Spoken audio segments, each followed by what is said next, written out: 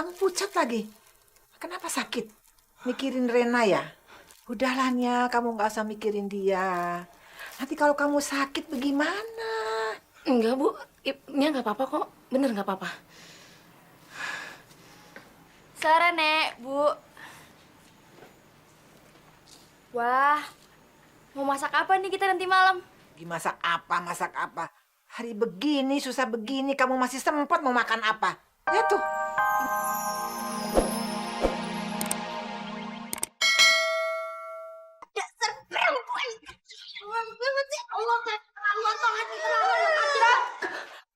Saya tidak bisa mengakui siapa diri saya sebenarnya. Karena itu, saya minta tolong ibu untuk memberitahukan Intan bahwa ibu kandungnya masih hidup. Tidak. Saya tidak mau. Dengar ya, sejak kecil Intan sudah terbiasa hidup tanpa seorang ibu. Tapi dia baik-baik saja. Bahkan dia sudah bisa menghidupi dirinya sendiri. Saya rasa dia tidak butuh seorang ibu. Apalagi ibu yang tidak punya perasaan seperti Kasih. Tapi, Jangan dokter kira saya tidak tahu rencana dokter. Dokter ingin Intan menyumbangkan ginjal itu untuk Kasih, kan? Sampai kapanpun saya tidak akan setuju. Kasih sudah membuang Intan dan dia tidak pantas menerima dan meminta apapun dari dia. Dan saya tidak akan pernah mengizinkan. ya tapi Bu. Kalau dokter punya perasaan, jangan pernah muncul di hadapan Intan dan jangan pernah berharap Intan mengetahui semua ini.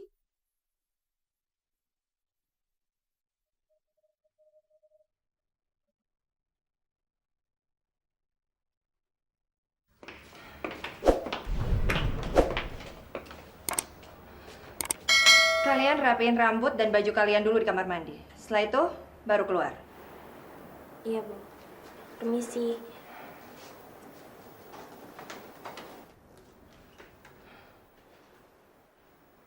Kamu nunggu apa lagi? Iya, Bu.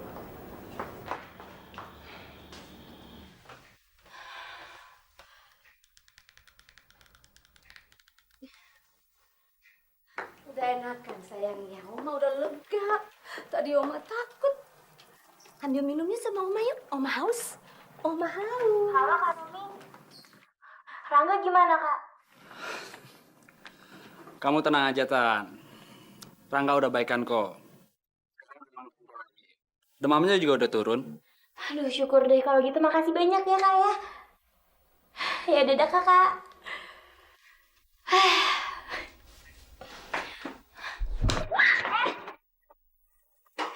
Kamu nguping ya? Enggak. Ngapain nguping? Emang omongan lo itu penting.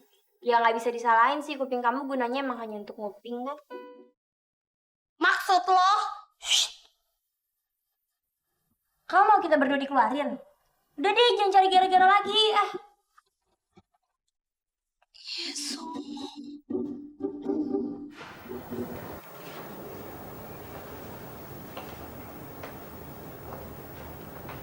Si Mbak, Iya.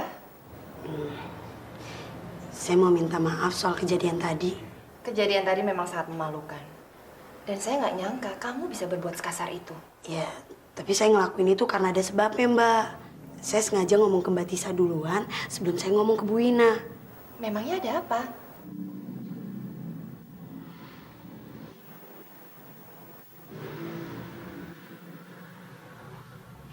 Intan itu udah punya anak. Anaknya cowok, umurnya 1,5 tahun. Dia itu udah married, Mbak. Aku cuman gak kaget, Mbak. Saya sudah tahu. Udah tahu. Iya, Trisa sempat bercerita pada saya sebelum dia berangkat ke luar negeri. Mbak Trisa yang cerita.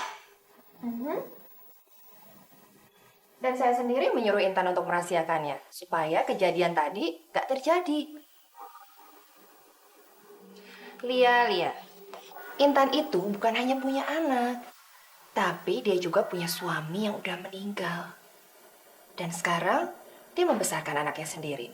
Dan kamu tahu, kehidupannya sekarang tuh cukup sulit. Dan saya minta, kamu jangan persulit dia lagi ya. Apalagi kamu seniornya. Bukannya sebaiknya kamu membimbing dan mengajari dia, bukannya mencari-cari masalah. Kamu ngerti kan? Ngerti, Mbak. Ya udah, kerja lagi sana.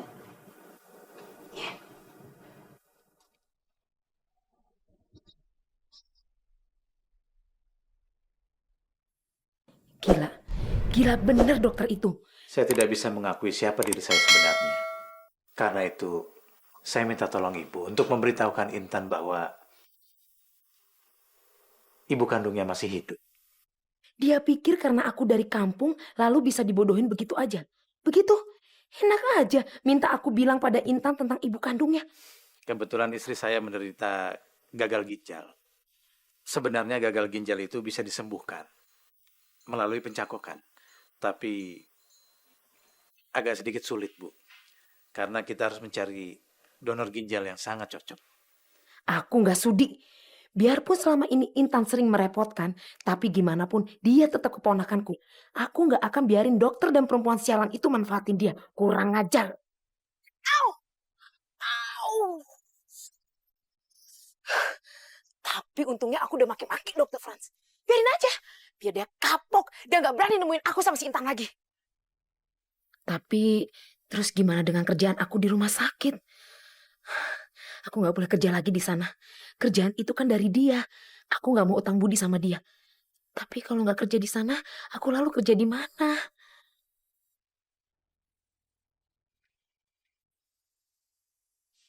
Jangan dokter kira saya tidak tahu rencana dokter. Dokter menginginkan ginjal Intan untuk disumbangkan kepada Kasih kan? Kalau dokter punya perasaan, jangan pernah muncul di hadapan Intan dan jangan pernah berharap Intan mengetahui semua ini.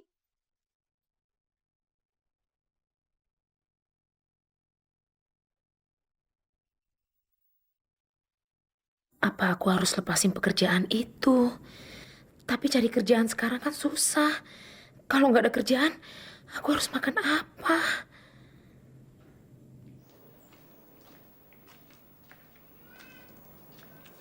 Loh, kau udah di rumah? Nia. Ibu, Kenapa sih kamu akhir-akhir ini sering kaget, banyak ngelamun terus? Kamu mikirin Rena ya? Tahu nggak ibu tadi kejadian apa sama ibu? Ibu hampir aja ketabrak motor. Untung ibu masih lincah, ibu lompat aja. Selamat kan sampai sekarang. Alhamdulillah. Ini. Kok kamu malah kelihatannya sedih begitu sih? Ibu tahu. Maksud kamu kan, keinginan kamu kan supaya ibu ketabrak aja motor, biar mati sekalian, jadi nggak ngerepotin kamu lagi, ya kan? Nah, udah deh, udah. Ibu bisa nebak deh keinginan kamu. Ibu kok ngomongnya kayak gitu sih? Nia sedikit pun gak ada pikiran jahat seperti itu. Ibu, mana yang terluka, Bu? Mana? Kamu kesurupan ya? Enggak apa-apa. Kalau gitu Nia ambil minum ya supaya Ibu tenang.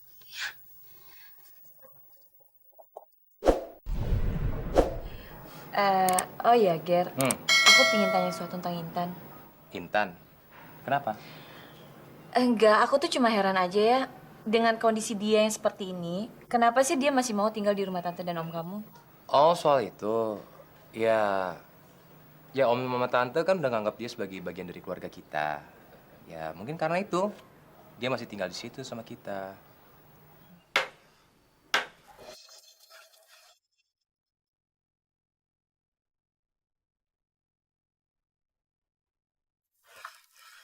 Nia, kamu kan kerja di rumah sakit. Belakangan ini kamu suka ketemu nggak tuh sama perempuan busuk gitu? Enggak pernah, Bu.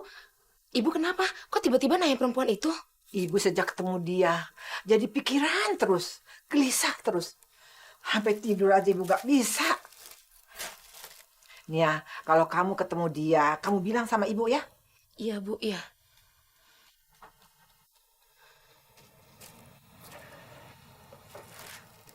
Nia, kamu kok keringetan begitu sih?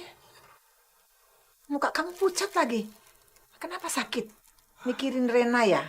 Udahlah Nia, kamu nggak usah mikirin dia. Nanti kalau kamu sakit bagaimana? Enggak, Bu. Nia nggak apa-apa kok. Bener nggak apa-apa. Sore, Nek, Bu.